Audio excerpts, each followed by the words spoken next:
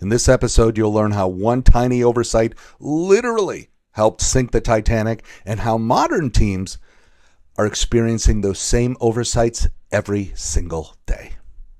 Welcome to the Science of Teamwork, the show where we uncover the hidden mechanics behind how real teams succeed or fail.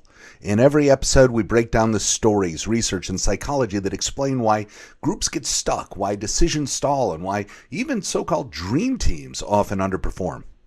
I'm Mark Murphy, New York Times bestselling author of Team Players and founder of Leadership IQ, where I've spent more than 20 years training executives, boards, and every type of organization to build teams that actually work. On April 10th, 1912, the Titanic set sail. Now, it was a monstrous ship, as you know. It was almost 900 feet long. Ships in that era had something to help them see further out into the sea because this ship was so darn big. The thing was called a crow's nest. And if you're watching this on video, it's this basket-looking thing that is about halfway up the front mast. And it's a basket, a barrel kind of thing that 4 or 5 people could stand in and look out in front of the ship to help, see things that were objects in the way of the ship so that the ship wouldn't crash into anything. Okay, here's why this is important. This crow's nest had inside of it a locker. Inside that locker were held the binoculars, what they called at the time glasses. Okay, now, fun little quirk of the Titanic is right before the ship set sail on April 10th, they did a quick staff changeover. There was a guy named David Blair who was the second officer on the Titanic. Right before the ship was about to get underway, he was transferred to a different ship and they replaced him. Okay, so no good reason. It was pretty capricious and just, on a whim, they decided to do a last-minute reshuffle of the staff. So David Blair, the second officer, who is the guy in charge of the binoculars locker in the crow's nest, gets assigned to a different ship. Now, they put a new guy on. Because they did not have particularly good processes in place, and there was nobody on the Titanic staff who was designated to be in charge of, dotting the I's and crossing the T's. There was no taskmaster, what we would call a stabilizer. There was nobody to say, hey, let's make sure we go through the checklist before, we let David Blair walk off the ship. Because he was allowed to just walk off the ship, he literally walked off the ship with the key around his neck to the locker in the crow's nest for the binoculars.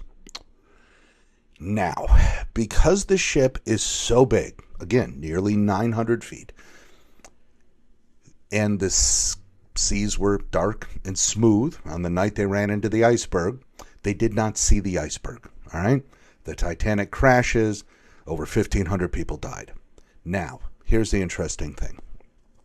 When there was a U.S. Senate inquiry following the sinking of the Titanic, one of the senators asked one of the survivors, the guy who was supposed to be in charge of the lookout at that particular shift, the senator asked him, well, suppose you had the glasses, the binoculars.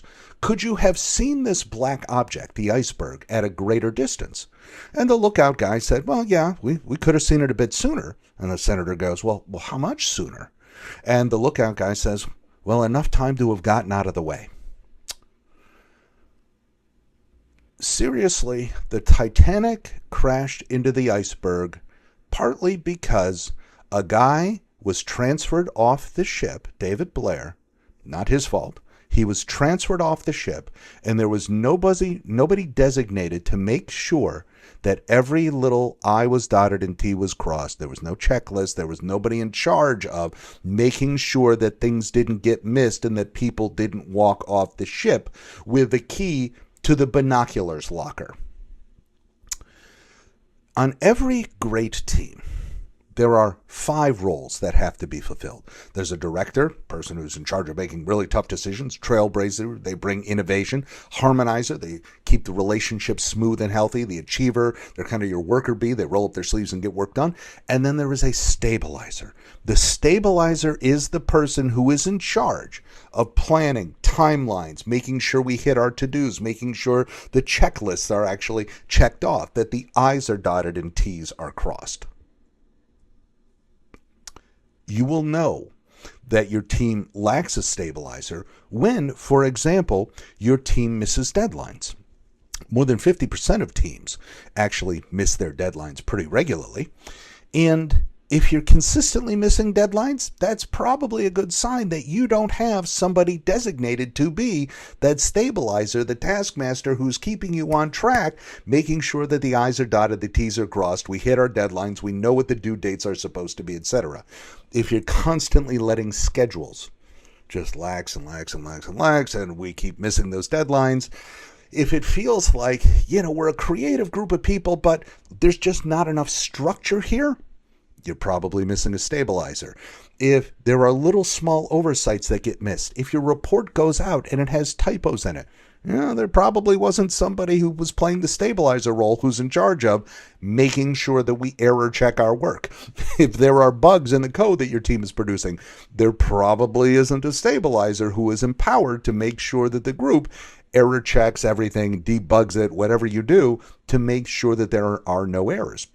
Whatever your equivalent of not walking off the boat with the key to the binocular locker is, that's your stabilizer. The stabilizer makes sure that there are no bugs, there are no typos, and that nobody walks off the boat with the key to the binocular locker. The way you fix this is pretty simple. In every meeting you are in, designate, it can be the same person, it could be different people, but designate a stabilizer for your meeting.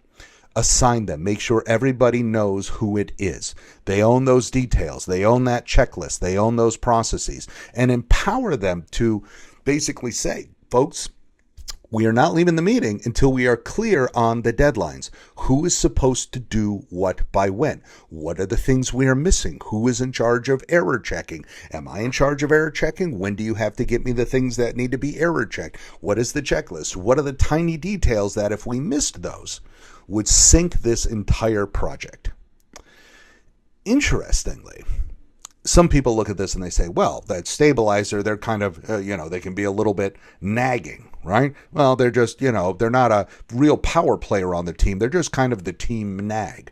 And what I want to make crystal clear is that that is not at all the case. Yes, your stabilizer will help prevent the Titanic sinking because they'll make sure that nobody walks off the boat with a key to the binocular locker, but some of the world's most famous organizations were led by stabilizers. Eric Schmidt was the legendary CEO of Google. So it was founded, Larry and Sergey. They founded Google, but it was like a grad school with a bunch of brilliant people who couldn't get themselves organized. They hired Eric Schmidt to be their CEO. When he took over, they had about 90 million with an M in revenue. When he left, when he stepped down as CEO, they had about 38 billion with a B in revenue. And the way Eric described his role was as adult supervision. He said, my job was to manage the chaos. He put plans in place. He put the checklists in place. He put the processes in place. This is not a token role on a team. You need to have somebody. If you want your team to actually hit deadlines, you need to have somebody who is empowered to make sure that the team actually gets done what they're supposed to get done. Every great team has all 5 roles, but they really do need a stabilizer. I don't know what your version of the crow's nest binocular case is, right? But whatever that is for your team, you need to have somebody empowered, named, empowered, trusted, to ensure that your team does not miss that critical detail. Thanks for listening to The Science of Teamwork. If you want to go deeper into the ideas we explored today, check out my book, Team Players. It lays out a revolutionary research-backed system for building extraordinary teams, a system that will completely change how you assemble, lead, and transform the groups that matter most in your organization.